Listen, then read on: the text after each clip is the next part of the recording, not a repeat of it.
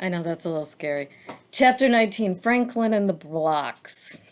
Fantasy would seem to be nearly as useful a teaching tool in the older grades as in kindergarten. Children of all ages trust its logic and are willing to be moved by the power of its suggestion.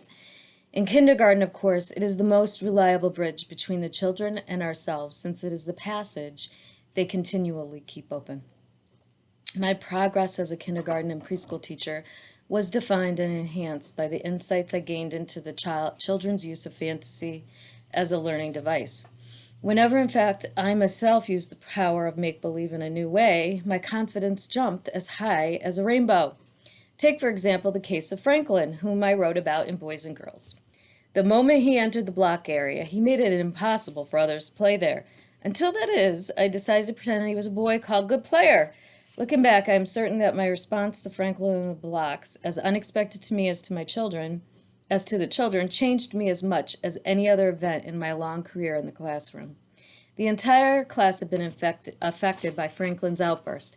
Put those blocks down. Over here. No, leave that be. It ain't supposed to go that way. Can't you just watch me do it? Give it here. That's too high. You're in my way.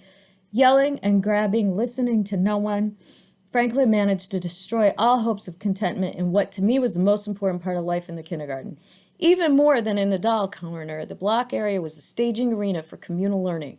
Accordingly, I always gave it the largest space in the room. Yet, Franklin single-handedly was able to close it down in 10 minutes. His behavior came as a complete surprise, for he was skilled and hopeful elsewhere. He showed children how to create careful constructions at the art table and carpentry bench. In conversation, he was much admired for his knowledge of Star Wars and other fictions of the time. He welcomed anyone into his outdoor play, urging children to choose their own roles. Who do you want to be? You want to be a good guy or a bad guy? Then, why was Franklin so unpleasant in the blocks? None of us could figure this out, though we all tried. You're not the boss, Franklin. I had that first. The children rebelled. No fair. I'm telling, you're being mean. I hate you, Franklin.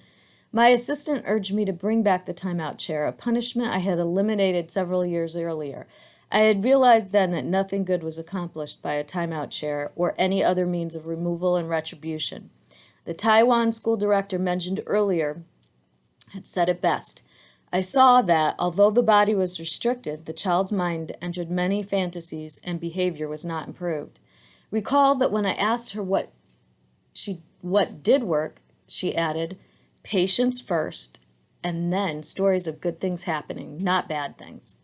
My initial responses to Franklin were neither patient nor imaginative. Look at what you're doing. You've made Teddy cry. He's trying to build, and you're being very unfriendly to him.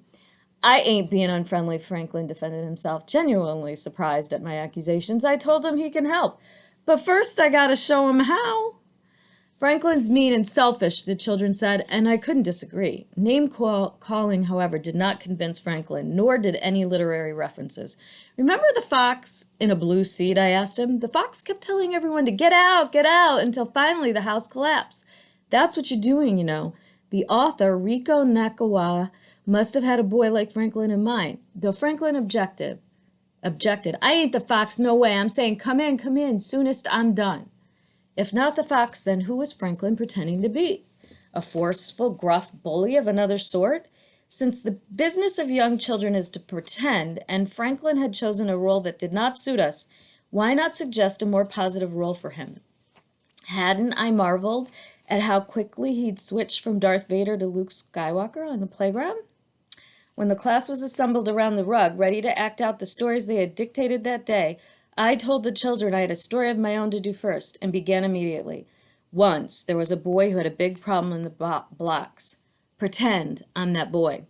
After asking Teddy and Jonathan to bring a few blocks to the center of the rug, I began to wave my arms and shout, "No, not that way, not there, over here." "That's not right. Watch me give it here." My behavior startled the boys and everyone else, but I kept it up a few moments longer. Suddenly, there came a roar of approval from Franklin. "That's me! You're pretending me, right?" He was laughing and pounding his knees. "Mrs. Paley's being me. Watch her." "The way she goes." "You are absolutely right, Franklin," I said. "I was pretending to be you. Okay, now I'm changing the story, and I want you to be the boy. Once there was a boy who knew how to play in the blocks. He always let people build their own way. Everyone called him good player. Franklin, you pretend to be good player, will you? He bounded around the rug. Hey, Teddy, put those blocks anyhow you want. I'll help you. How high you need this to go? I'll go get you some more, okay? He bounded around the rug. Hey, Teddy. All right, I just read that. The children squealed in delight. They realized Franklin was pretending, but my approach to the problem made sense to everyone. Did Franklin have a complete transformation? No miracles took place. However, when the old behavior surfaced, we now had a useful story to bring up. Hey, Franklin, you're pretending the wrong boy, remember? He might begin to argue, then look around at the hopeful faces and laugh. Had he figured out that changing to good player was not too different than giving up Darth Vader to become Luke? I asked Franklin once, what if someone in a blue seed had told the fox he should pretend to be good fox, who shares his house with all the animals in the forest? The fox was too mean. That's too hard to change if you're that mean. Franklin knew that he himself was never that mean, and the rest of us knew it too. We'd had the opportunity to witness him in a great many roles. Franklin was also telling me, I think, that the issue is more complicated than our game revealed. When I described the event to a group of colleagues at a lower school faculty meeting, in fact, many teachers disapproved of my approach. You just don't embarrass a child that way, someone said. Copying his behavior in public is like making fun of him.